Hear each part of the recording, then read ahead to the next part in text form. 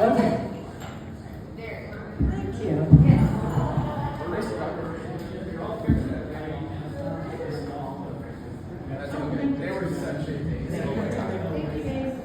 I was in the middle of working and I was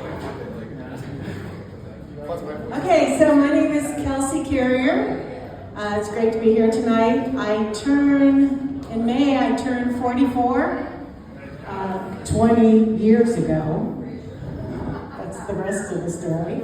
Why I say that is, yes, I'm 64 years old almost, and I've been in corporate America for 40 years. And so coming out of corporate America, I noticed in interviews a lot of times, it's really important to drill down and get clarification, or you'll only get part of the story, like me saying, I'm turning 44 in May, and then you hear the rest of it. 20 years ago I did that. Yeah, so I'm 64.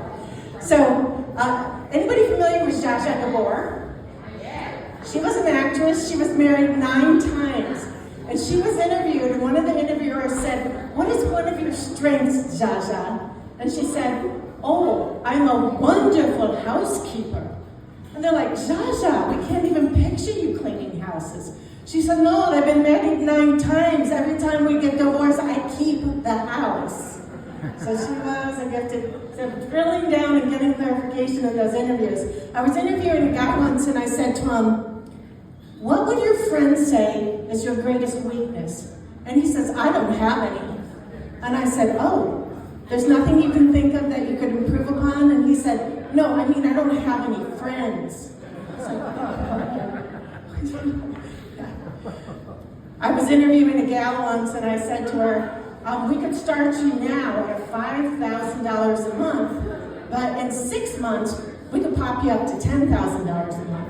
And she said, okay, that's great. I'll start in 6 months. Yeah. Not quite what I was planning on. I was interviewing a guy, I said, what is one of your weaknesses? He says, I tend to jump to conclusions. I'm like, well, we all kind of do that, don't we? And I said, well, thanks for coming in. We'll let you know. And before he left, he said, I'll start on Monday. I'll start at 7. I'd like the corner office.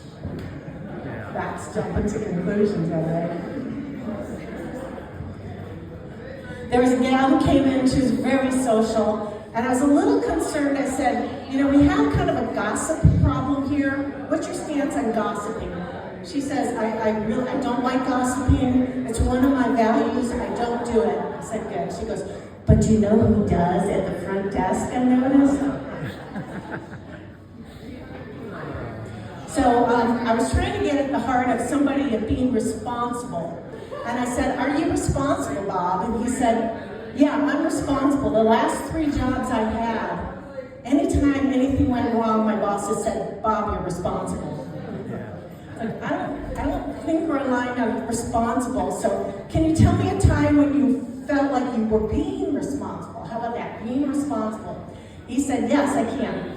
He said, whenever I drink heavily, I like to Uber. I said, oh, good. He said, but I had to stop because of the complaints from my passengers. Still relying on responsibility. So I was thinking about like Michael Hole dealership. Have you heard of those? They're big in Carson. They even own the Harley dealership. So Michael Hole dealership. And I thought if I were interviewed, I'd want to ask the question. I'd be like, you know, I've heard of like Bob T. Smith Chevrolet or Robert R. Jones car dealership. Then you see Michael Hole. Is his middle name Alan? Because I don't want to work for Michael A. Hole.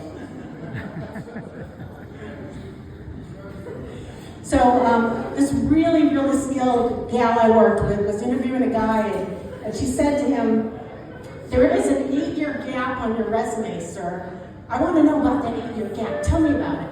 And he said, well, it was just a minor glitch. She said, I can't let it go. 8-year gap. He goes, well, I was a widower at that time. She goes, oh, I'm very sorry to hear that. And I worked in a gated community, and I also was head of food service. She's like, wow, that sounds like a bit. 8-year, why isn't it on your resume? She goes, what was the name of the gated community? He said, Pennsylvania State Penitentiary. She's like, oh, were you just serving food to inmates? And he goes, was head of that. Oh, is the reason you're in here because you're a widower? And he goes, yeah, you got me. That's a true story. So sometimes it's really important to be good at math. And at math, sometimes I'd interview people and say, you're going to have a $3 million budget. How are you at math? And I talked to this one guy, and he said, well, there's 3 kinds of people in this world. Those who can count and those who can't count. I'm like, okay, I guess that you're in the second group. And he said, and 7 out of 4 people are really bad at ratios. I'm like, got it. Math's not your strong point. So I was interviewing a guy and I said to him, are you more of a positive person or a negative person? He said, well, I tend to think positively, but I always pray negatively. I'm like, why would you pray negatively? He's like, oh, please let this STD test be negative. Please let my girlfriend's pregnancy be negative. Please let my HIV test be. Okay, got it. That makes sense. That makes sense now.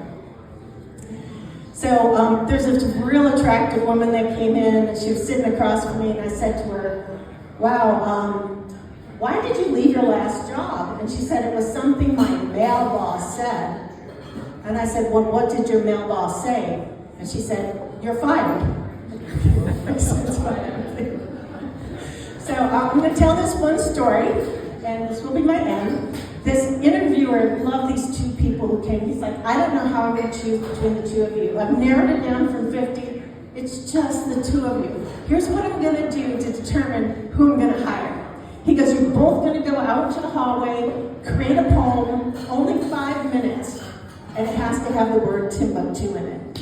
So he went out in the hallway, called him back in. He said, okay, you got your poem? And the first person said, yep, I'm ready. He said, let's hear it.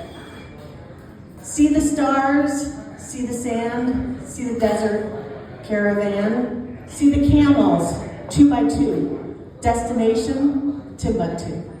He goes, wow, that was good, I pictured it, I saw it, you only had 5 minutes, it was fantastic. Says to the other guy, you got your poem? He goes, yeah, I took a different slant on it though. And he goes, okay, let's hear it. You go. Me and my buddy Tim, a camping we went. We met 3 wild babes in a tent. They be 3, we be 2, so I got 1 and Timbuktu. Who would you hire? Okay, that's it. That's it.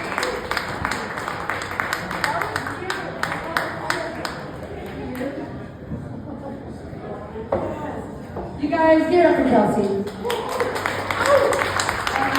So on this sheet here, the sign-up sheet,